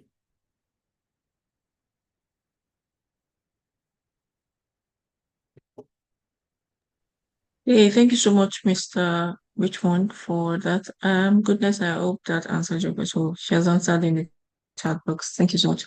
I have another question here from Ife Dolapo. And the question is, we produce dry fish products, expanding into retail stores in our next level, which we're currently working on. From this class, the only major thing sticking out is the price margin. If our pricing is lower than the general market price, or wholesale price doesn't give up to 25 to 40% difference for retailers, how do we sort this out, knowing that this is local food and we believe it shouldn't be pricey? All right, thank you, Ife, for your question. There are two ways I will answer it. You are in a business that let me put it this way, you're in a business that everyone is kind of familiar. I can walk into a regular market and buy your dry fish. One, I can call someone in my village and maybe where you have, where I'll probably get a good price and I'll still have it, you know. But again, you are running a business, right? And I like the fact that you talked about your price and trying to be competitive. So which means that you've done a good analysis of your competitive landscape. But what you need to bring yourself back to is you are in a business. If selling at a lower price, right, will still make you profitable, why are you worried about someone selling high? That's one. If also selling your products, at a higher price than what your other competitors are doing, then maybe it's time to really understand two things. One, do I need to focus on the target audience that can afford it, or I need to work back in a way that I can almost be at, because everybody's production cost or cost of doing business, they are not the same. A man who has 20 staffs, right? A company rather who has 20 staffs, right? And someone who has 10 staffs, their cost of operations are not the same. Someone who has an office in VI and someone who has an office somewhere that is not of a business area, district, cannot offer that same service at the price the competitors are doing it. So I would advise that if you know that at the stage of your business, you can't say because you want to fit in, right? By all means, and then you are making losses. I don't think it's a wise decision for any business person, right? What you should focus on is on your numbers. Am I making profit? Are there areas of the business where I want to play the competitive strategy, price strategy, where if I lower my cost, my profit margin, not that you are losing money. Maybe you are making on your dry fish, maybe you are making 1,000 naira, maybe that's what you are making. I'm just giving an arbitrary profit margin. And you know that because there's someone that, the way it is going, I'm not really having a lot of people. And that's because other competitors have a better price. And you feel that, look, if I bring that into 500, I won't lose money. The difference is that I won't make as much money for a period, especially when you know that you are trying to build a brand for people to say, oh, there are yogurts and there are yogurts. There are yogurts that you know that this brand is expensive. This one is just a yogurt. The price will speak for itself. So look at your numbers very well. Are there areas of adjustment for you to compete, almost at the same price? Because you probably may not be able to compete at the same price with anyone. You understand? Even fuel today, everybody is determining their own price based on the cost of production and the realities. When you are able to satisfy that area, you can now say, okay, it doesn't look like I can adjust my price. Then you have to start thinking about who is this product designed for? Who is my customer? It could just be at a pop-up. It could just be at an event where you already have captured the type of customers that are willing to even pay premium for what you are bringing. It could even just be that you are bringing an added value to it. When someone is selling a pack of Gary and now putting sugar and granule, there's a strategy around that. It's not telling you to go and drink Gary. It's just telling you that this might be a reason why you buy this. So those are things that play into competing, adjusting price, and of course, doing business, So I'd rather tell you, look at your numbers. If you're not making profit, then it's probably not a business. If you understand why you're not making profit and it's for a season to promote your brand, to be able to understand the market, I'm sure it's not something that will be sustainable. If you are thinking of saying, look, I want to move to another new type of customers to sell this,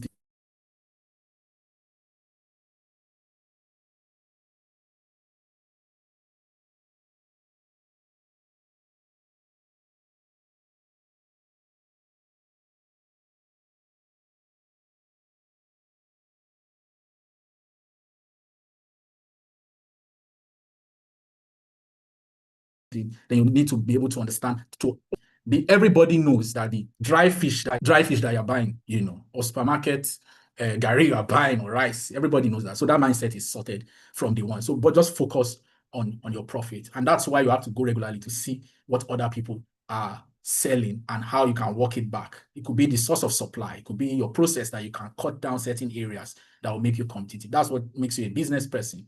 I hope that helps. So I hope that helps. If I have another question here. The question reads, for an SME brand that doesn't have NAFDAC number, and most superstores do request for NAFDAC number. Are you asking how they can go about it? Please kindly complete your question to the person that typed out this question. I don't think the question is complete. So please kindly complete this question so that Mr. Richmond will be able to answer. So Olumimi is asking, how do we submit the audit assignment? So I guess Mr. Richmond will be dropping his contact details in the chat box. So as soon as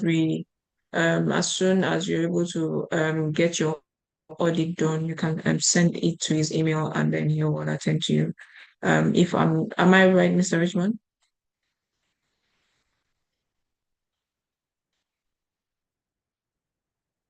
Mr. Richmond, can you hear me?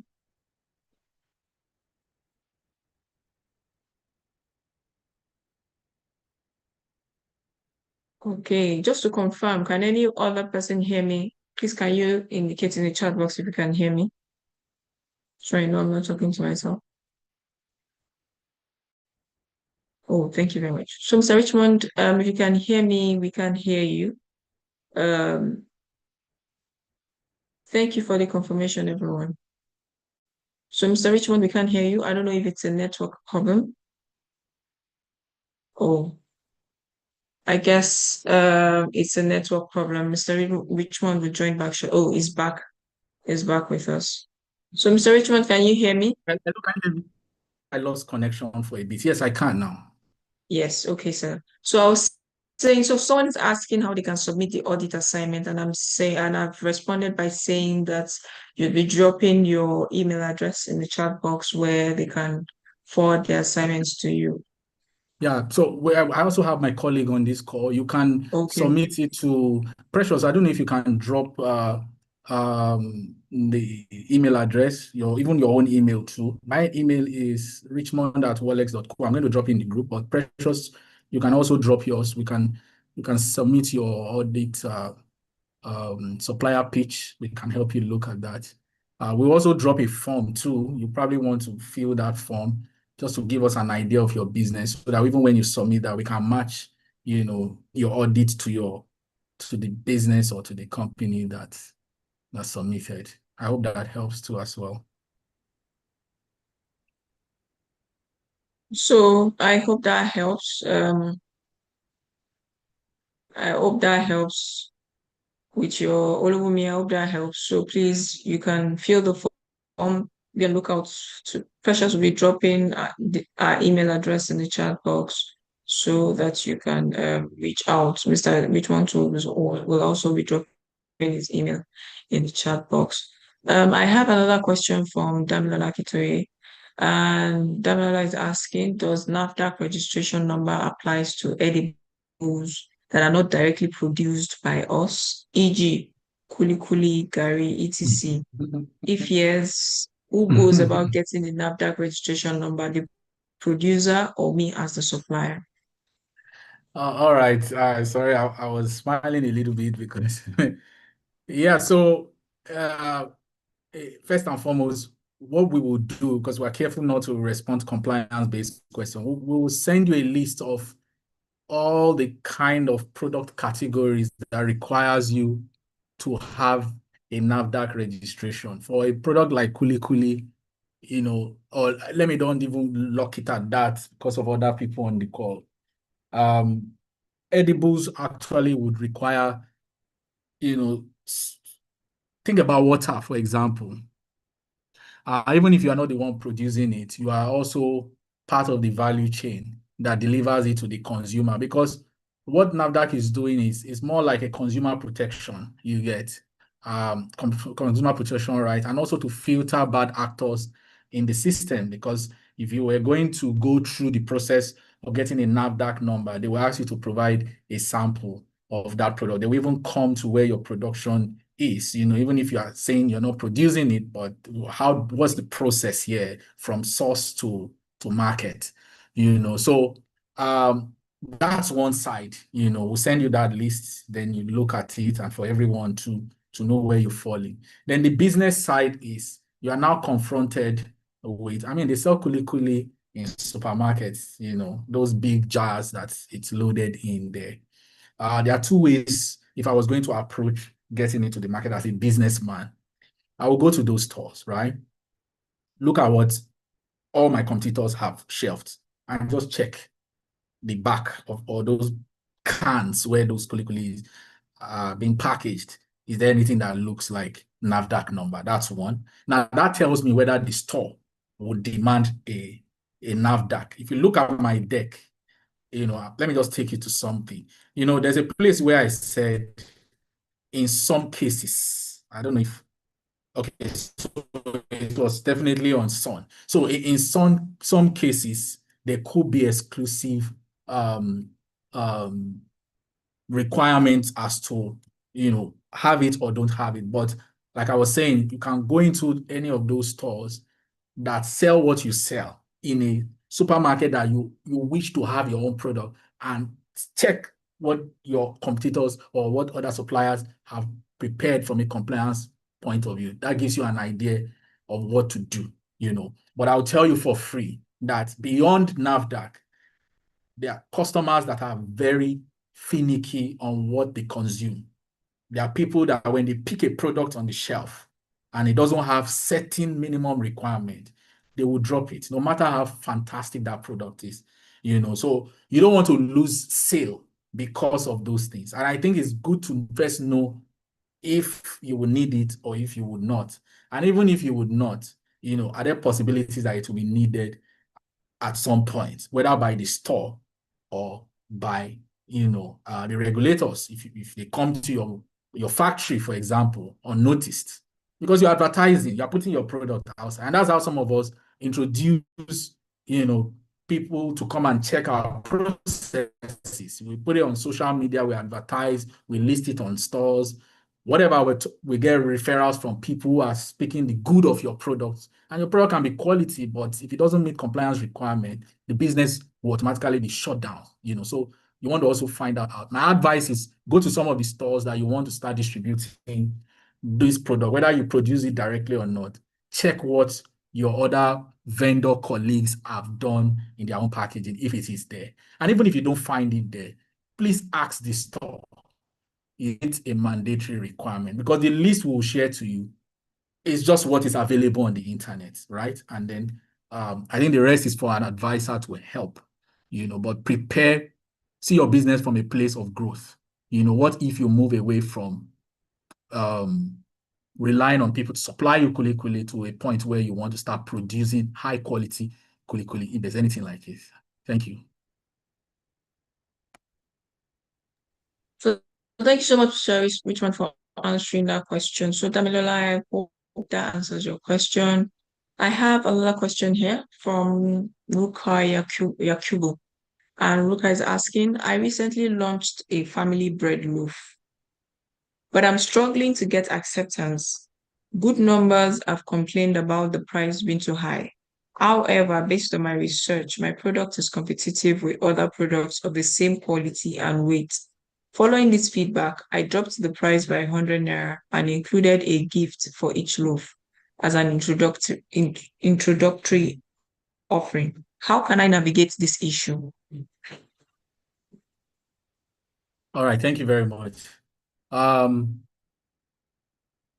There are ways to look at it. People have, so let me use my own personal experience, or when it comes to bread. There are people that have affinity to a certain brand or a certain type of bread.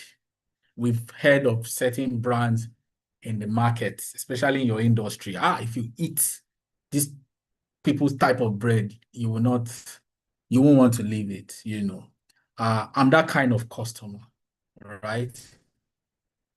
No matter how, the bread is nicely baked or smells really good or the packaging is fantastic, or even the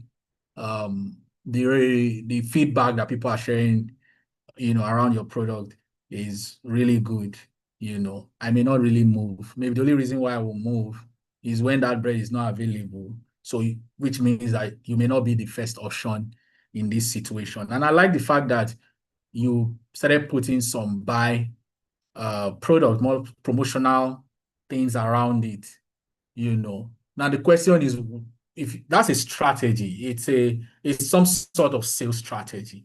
The question is, what are you putting as a promotional pack on that bread that could be the attraction? So you need to really, really look through that, because somebody might just put bread and butter, and feel that everybody that eats bread will want to put butter. The chances are high. But what if it is bread and mayonnaise? What if it is bread and you have parleyed with the store to say, anybody that buys this bread, right, give them, one piece of egg, raw egg.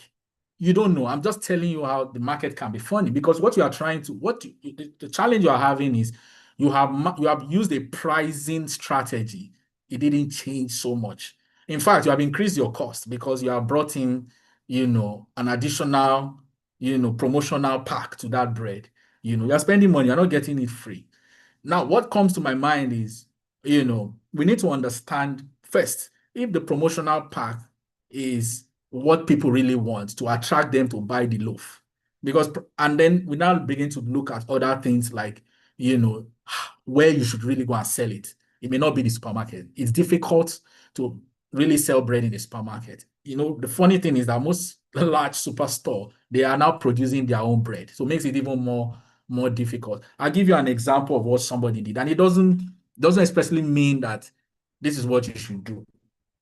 There's a bread I'm not going to mention, but you probably know them. They're in Lagos Island, somewhere around Lagos Island there, And when they were setting up that bakery, the goal of the owner of that business was to capture only working class people.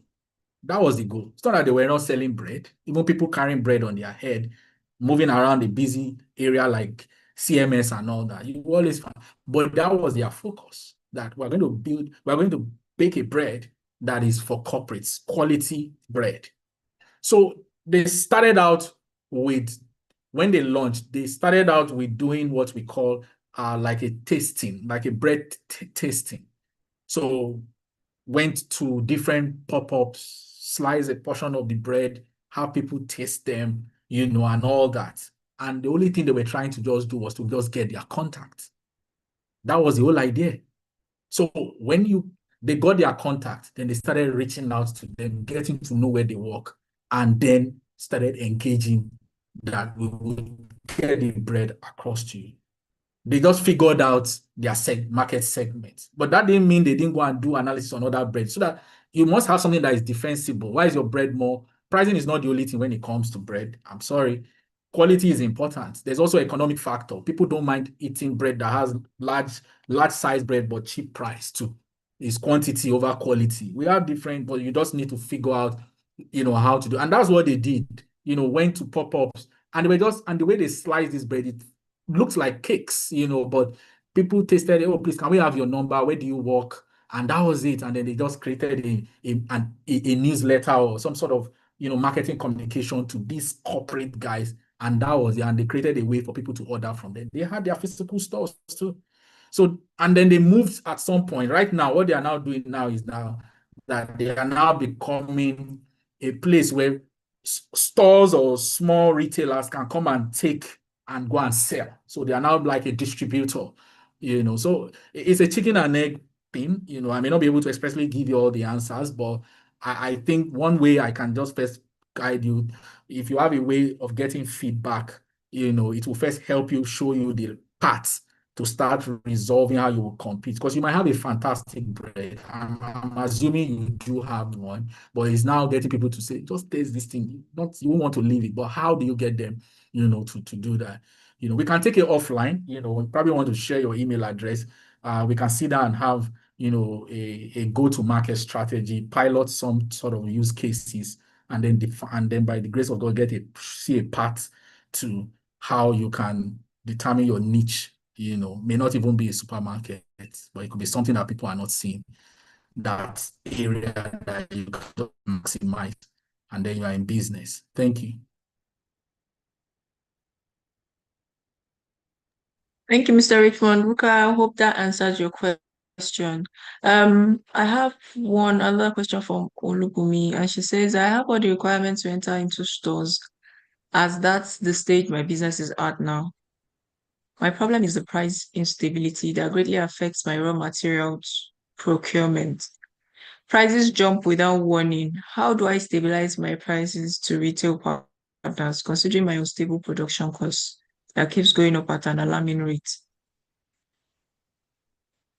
Yeah, I mean, I think it's everything that everyone is facing. And I mean, every business person right now is dealing with one of two of these situation where, especially a country like Nigeria, where we are very dependent on importation. And if part of your manufacturing value chain requires you to import materials, whether directly or indirectly, you will have to deal with those nuances. And then let's even look at the one that touches everyone. Logistics is expensive. And when you pick to an average person who does transportation, he would cascade it down to the price of fuel or any of those commodities.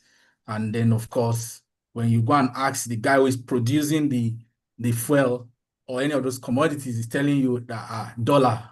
When you go and ask the person that is handling dollar, it will tell you, so those things are there. And it's what is the challenge of being an entrepreneur.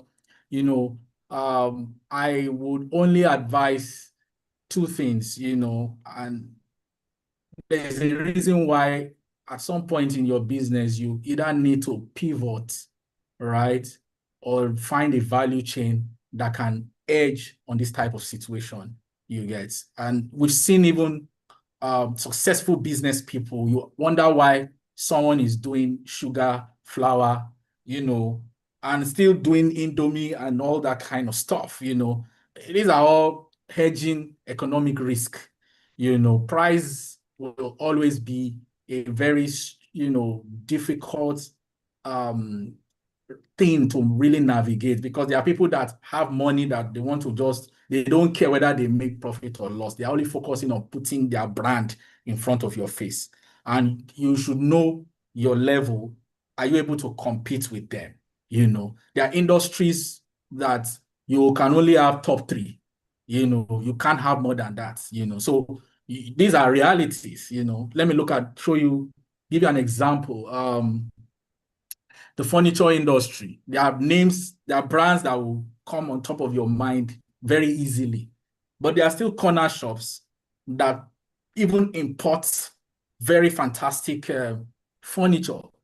But of course, if you bring a fantastic furniture, right, in a market where the buying power is very low, you will have that product, sitting in your showroom for a long time. In fact, you're going to probably do promotions upon promotions, right? Until you get to that point and say, you know what, maybe I need to start looking at other related areas of this business. Another example, and this is me trying to,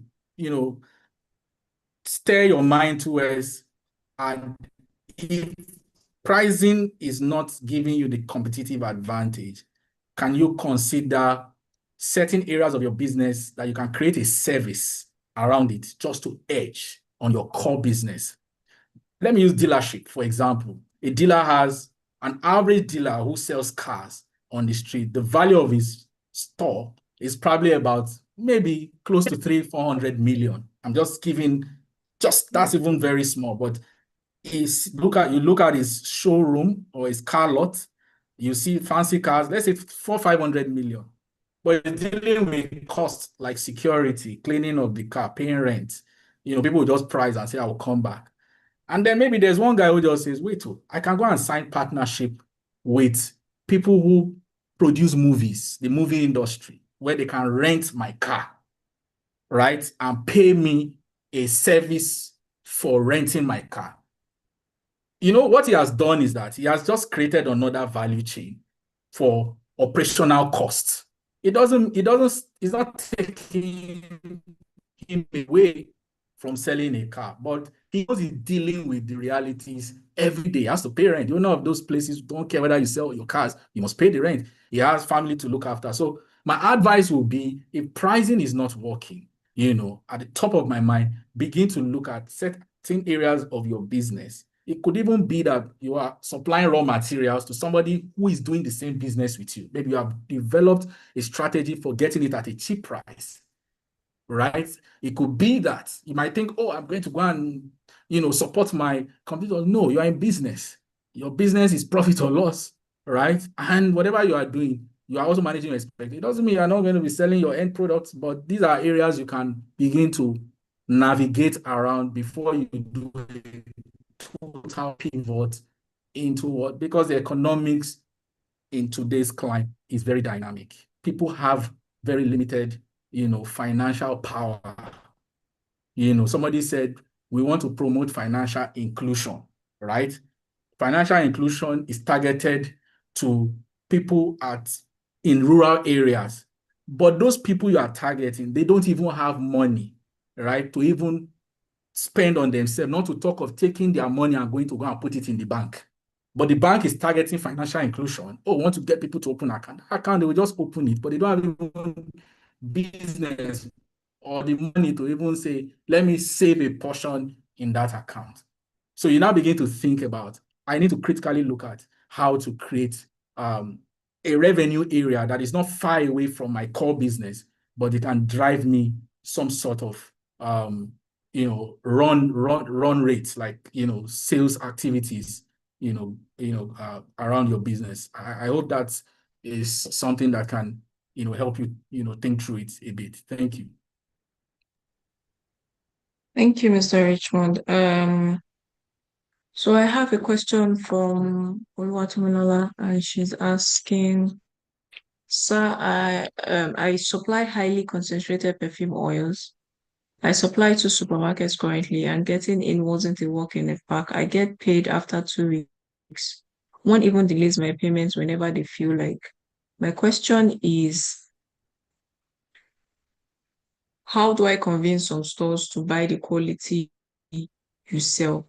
I once had a store I supply, and later the manager reached out to me not to supply again, that her boss prefers buying from the open market, even though the quality is lower than mine, and it even takes longer to sell than my product.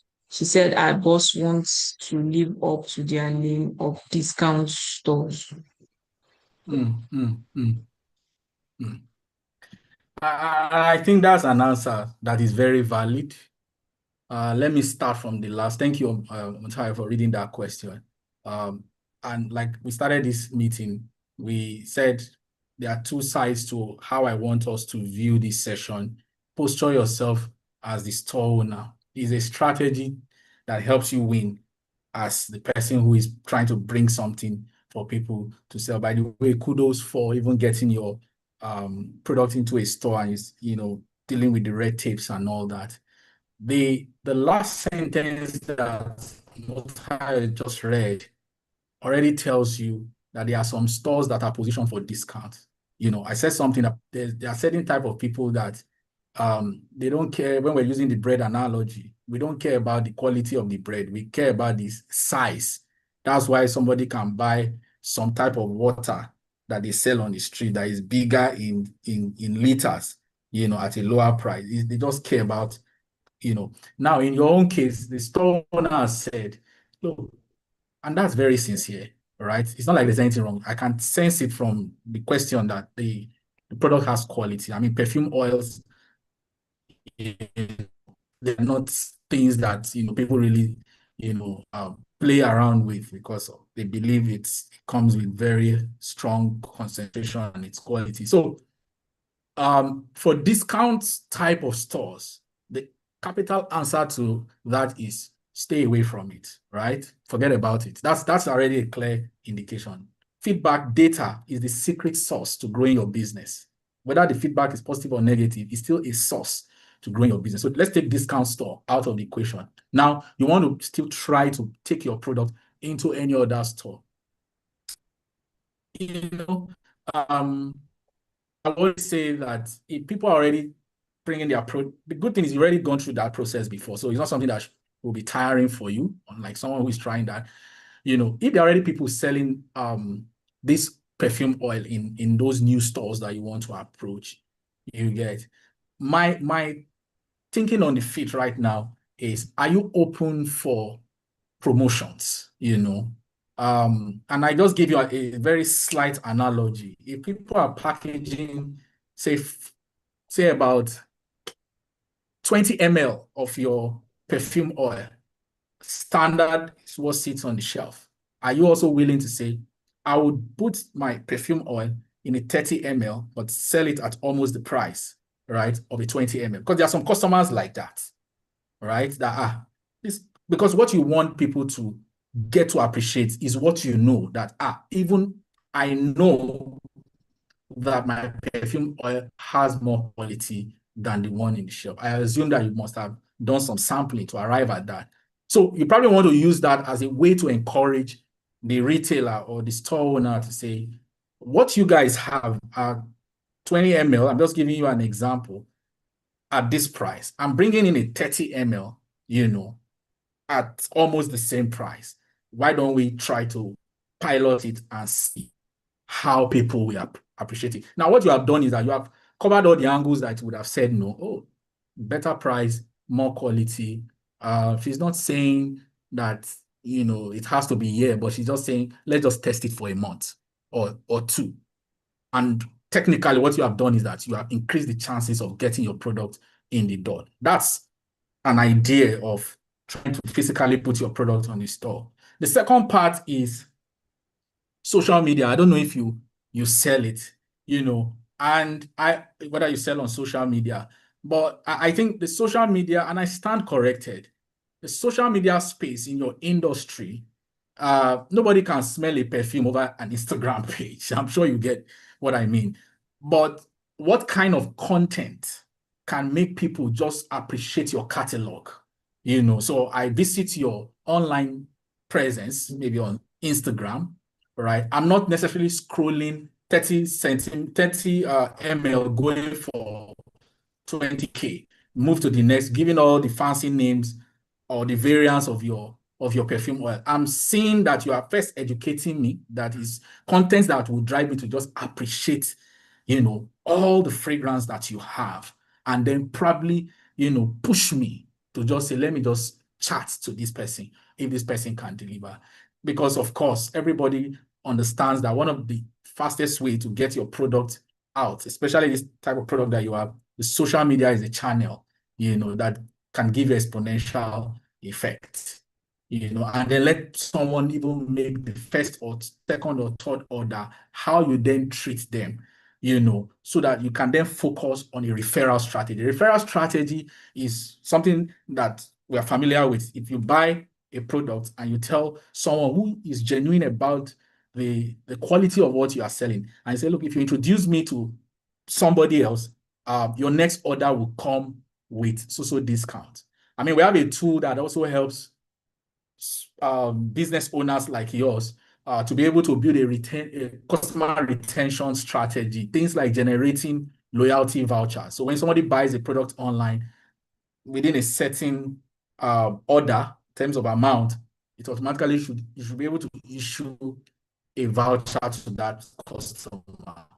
And the funny thing is that voucher, the person will still come back to you to come and buy it, and keep introducing those types of strategy. I mean, it's part of the tools I'll probably talk to everyone on this call, but those are strategies that you should look at, because you're also in a very competitive ecosystem. But that store now who told you we run a discount store, I mean, if you're not ready to do discounts, then that's not the play. But if you're ready, then you should now understand, how do you want this discount to work?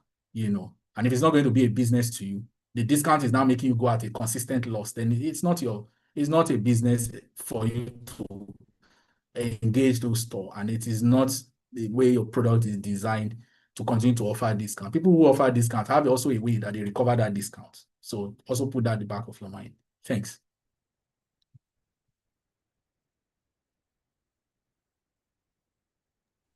Thank you so much, Mr. Richmond. So Tomilola, I hope that answers your question. I think we don't have any more questions for Amametu.